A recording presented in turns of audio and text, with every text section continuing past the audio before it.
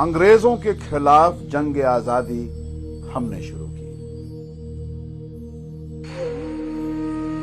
मुल्क से बाहर हिंदुस्तान की पहली हुकूमत हमने कायम की।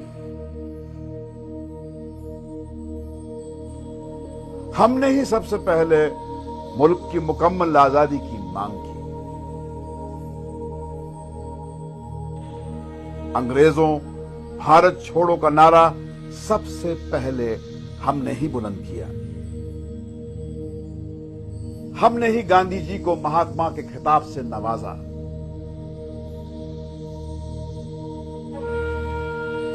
हमने ही हिंदू मुसलमान एकता और भाईचारे की नींव डाली। पाकिस्तान बनाने का हमने सख्ती से विरोध किया। लोग हमें जमीयत उलमाए हिंद कहते हैं।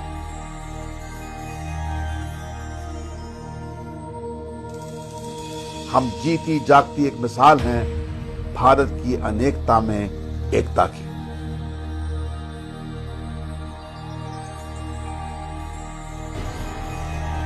अपनी आखिरी सांसें गिन रहे मुगल साम्राज्य का उस दिन अंत हो गया जब ईस्ट इंडिया कंपनी ने दिल्ली पर अपना कब्जा जमाते हुए मुगल बादशाह शाह आलम की हिफाजत अपने जिम्मे ले ली। ईस्ट इंडिया कंपनी ने उस दिन दावा किया, खल्क खुदा का, मुल्क बादशाह का और हुकूमत कंपनी बहादुर की।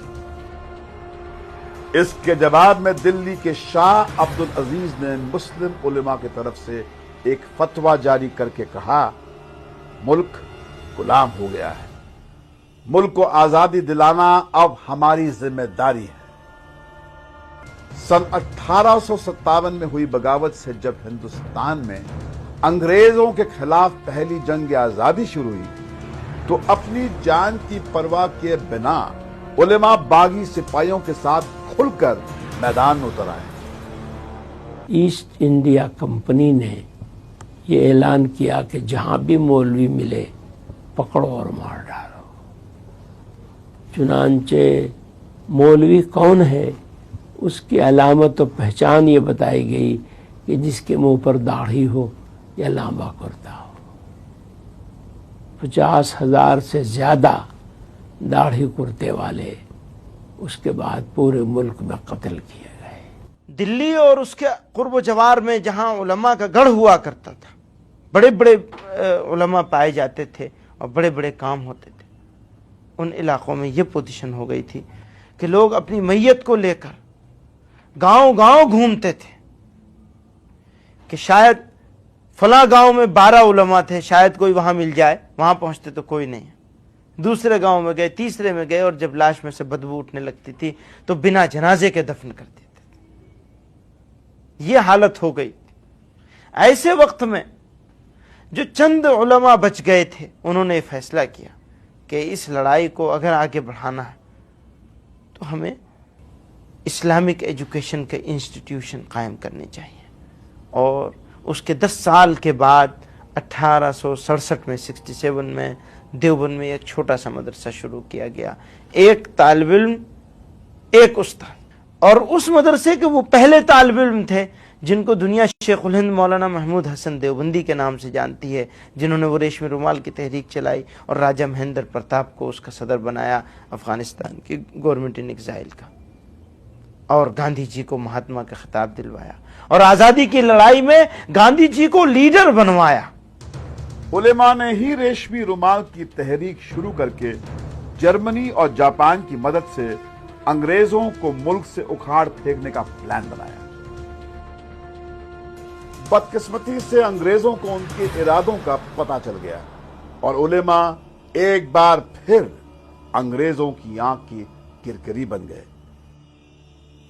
पूरे मुल्क में सैकड़ों उलेमा गिरफ्तार कर लिए गए।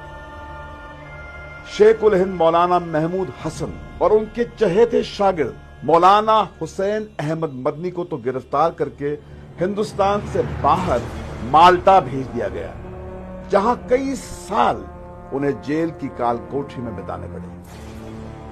अपनी इस नाकामयाबी से उलेमा ये बात अच्छी तरह समझ गए कि हिंसा का रास्ता अपनाकर वे हिंदुस्तान की गुलामी को खत्म नहीं कर सकते।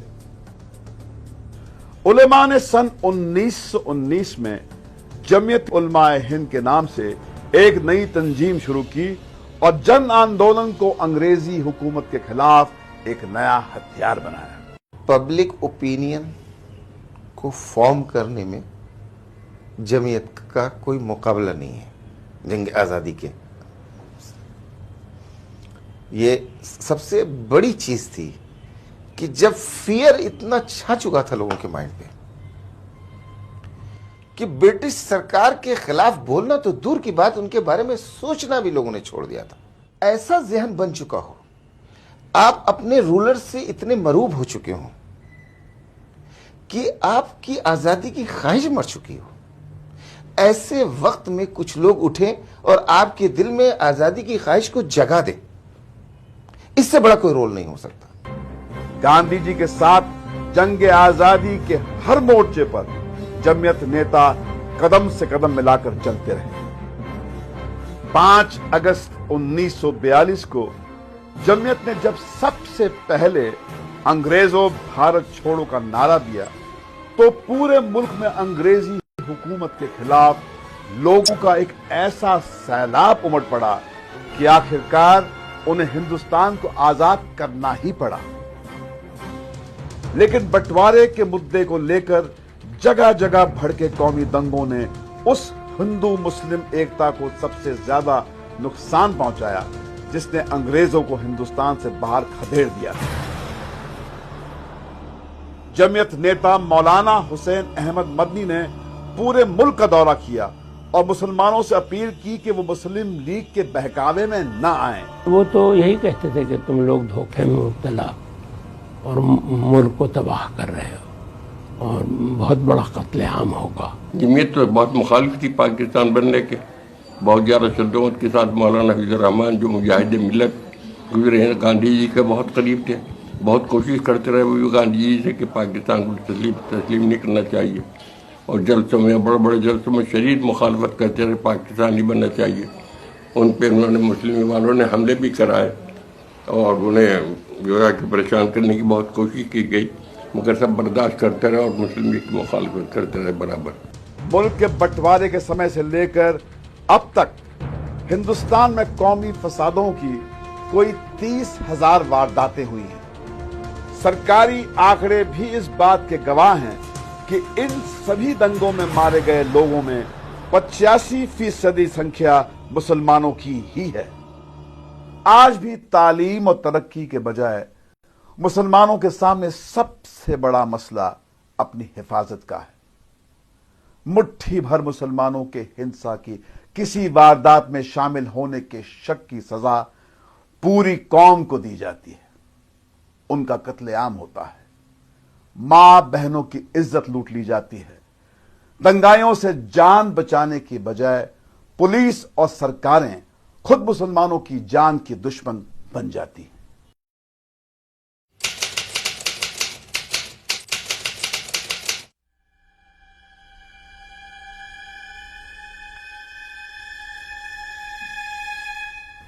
इन वीरान पड़े घरों में कभी जिंदगी का बसेरा था।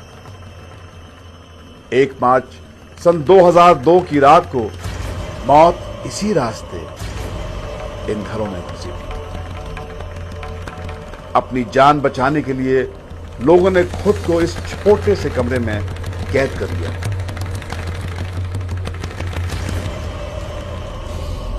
दंगाई जब इस कमरे के दरवाजे को न तोड़ सके तो उन्होंने कमरे में पानी भरकर उसमें बिजली का एक नंगा तार डाल दिया।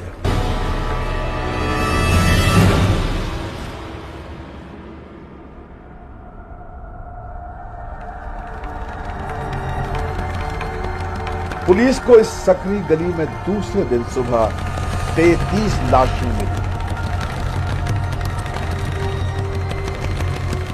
सभी मारे गए लोगों का सिर्फ एक कसूर यही था कि वे सभी मुसलमान थे।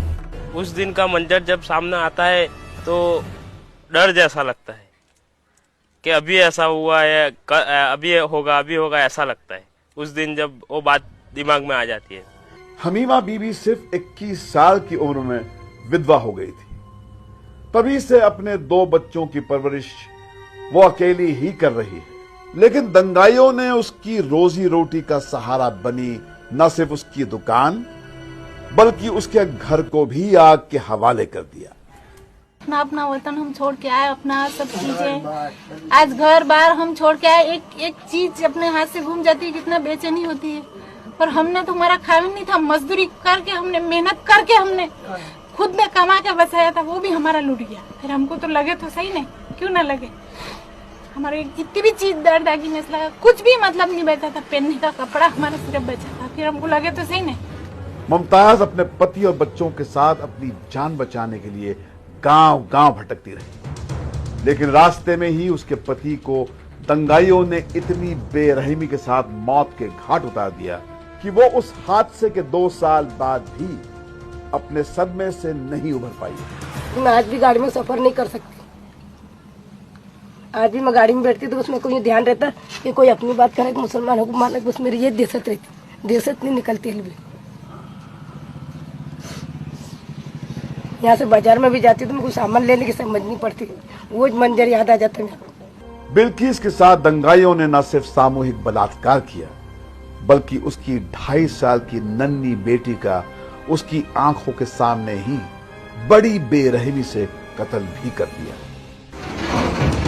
27 फरवरी 2002 की सुबह गोधरा स्टेशन पर अयोध्या से लौट रहे राम भक्तों और स्टेशन पर चाय बेचने वालों के बीच शुरू हुआ झगड़ा जब खत्म हुआ, तब तक साबरमती एक्सप्रेस का ये डिब्बा जलकर खाक हो चुका था। इस डिब्बे में सवार 59 यात्रियों की जलकर मौत हो गई। ये दिल दहला देने वाली एक ऐसी घटना थी जिसके लिए जिम्मेदार लोगों को कतई नहीं बख्शा जा सकता। तो जब हिंदुओं के जलाने की बात आई तो बगैर किसी तहकीक के किसने जलाया है? मुसलमानों ने पूरे मुल्क में बड़े बड़े जितने अहम थे सबने उसकी बुराई की, बहुत बुरा हुआ। हरगिज़ ऐसा नहीं होना चाहिए था। और तहकीक की जाए किसने किया, और जिसने किया उसको सजा दो।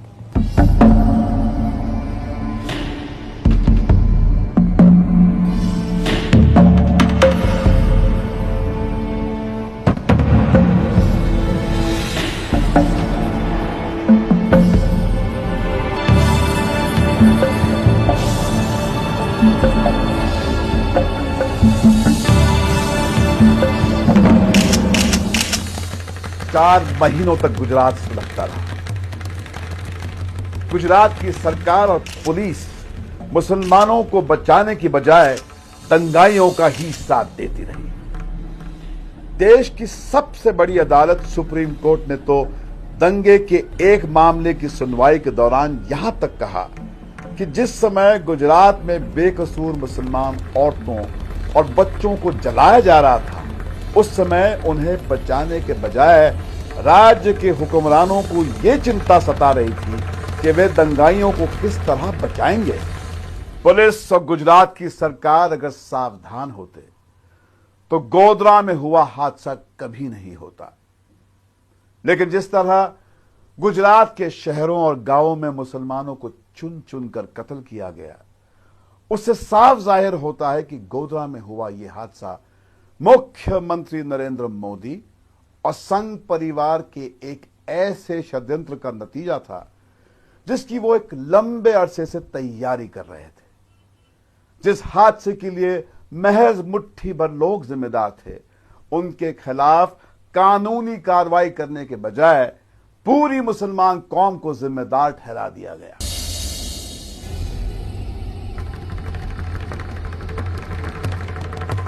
गुजरात में जब हर तरफ मौत का तांडव चल रहा था, तब भी जमीयत के कार्यकर्ताओं ने अपनी जान की परवाह किए बिना 300 से ज्यादा गांवों में प्रभावित लोगों तक तुरंत राहत सामग्री पहुंचाई। जमीयत ने कोई 1200 टेंट लगाकर बेघर हो चुके लोगों के सिर छिपाने के लिए जगह मुहैया कराई। जैसे जैसे जमात वालों को पता चला वैसे वैसे उन लोग का सब साथ दिया। और वैसे भी जमात उल उलमा ने पहले से पता लगा उनको, उन्होंने भी केमेम बनवा के वहाँ भी बहुत कुछ मदद करी, खाने की पीने की सब चीज़ों की सहूलत उनके साथ करी, कपड़ा लत्ता भी सब उनको दिया। इस तरीके से धीरे धीरे उन्होंने सब उनको तसल्ली दी कि आप लोग फिक्र मत करो, आपके लिए आप बेघर हो गए हैं, आपके लिए घर बनाए जाएंगे, आपको घर दिए जाएंगे। लोगों की जिंदगी को फिर से शुरू करने और उन्हें रोजी रोटी मुहैया कराने के लिए जमीयत ने गुजरात में पिछले 2 सालों में जिस बड़े पैमाने पर कोशिशें की हैं, उसकी कोई दूसरी मिसाल मिलना मुश्किल है। जमीयत उल उलमा जिस तरह मैदान में आई और इस तरह काम न हुआ होता तो शायद लोगों को खड़े होने में बहुत तकलीफ होती। ये तो एक था कि उनकी मदद एक साथ में मिल जाने से, एक साथ में सबने मकान बनाया, वो जो भी कुटा 10, 5, 20 हज़ार जिसको जो भी लगाना था, अपना मकान थोड़ा अच्छा करना था तो लोगों ने कर लिया। लेकिन अगर एक साथ में सबको सीमेंट, रेती, ईंट नहीं मिलती तो ये रोड आप सालों देखते हो कि आप यहाँ लोग अपने पैसे से नहीं जम पाते।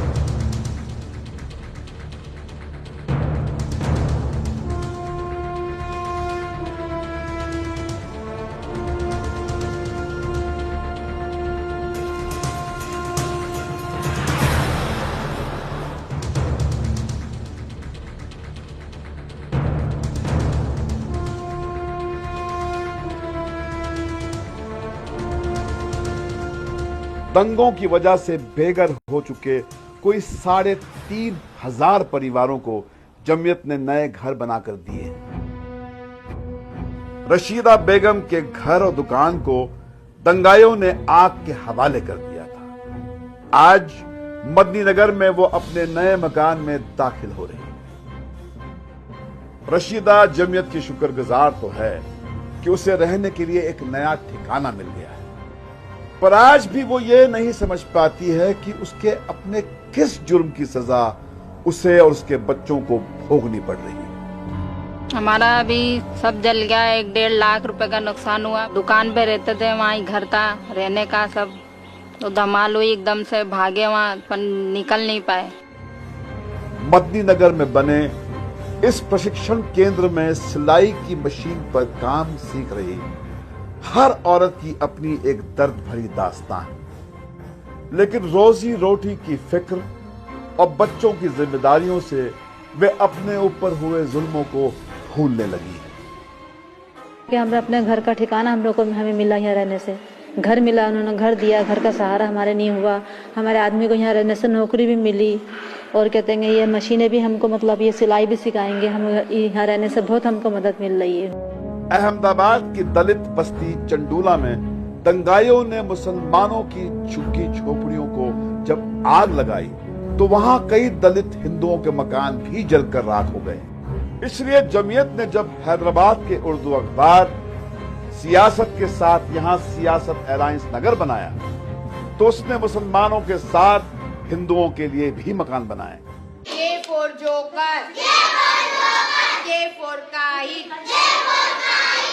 यहां बने इस नए स्कूल में हिंदू और मुसलमानों के बच्चे बिना किसी भेदभाव के पढ़ते हैं।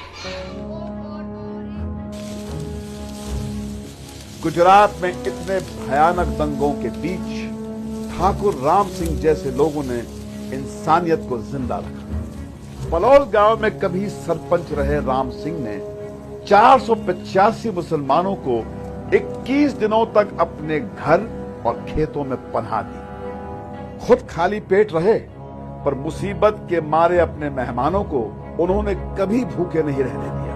19 मार्च को हमें इत्तला मिली कि ठाकुर राम सिंह के यहाँ बलौल गांव में लोग 35 आदमी हैं जो पनाह लिए हुए हैं। तो तलाश करते करते गालिबन 3-4 बज रहे थे। यहाँ जब हम पहुंचे तो हमारी हैरत की इंतहा नहीं थी। हमने सुना था कि 35 आदमी, मगर यहाँ 485 आदमी थे। इस वक्त तो ऐसा हाल था कि जो मुसलमानों को मारे उसको इनाम मिल रहा था। वो अपनी कम्युनिटी में बहैसियत, उसको इस बात का प्राइड था, फख्र था कि मैंने इतनों को मारा। ऐसे में एक शख्स अपनी पूरी कम्युनिटी के खिलाफ सिर्फ अपने क्षत्रिय धर्म को सामने रख करके खड़ा होता है।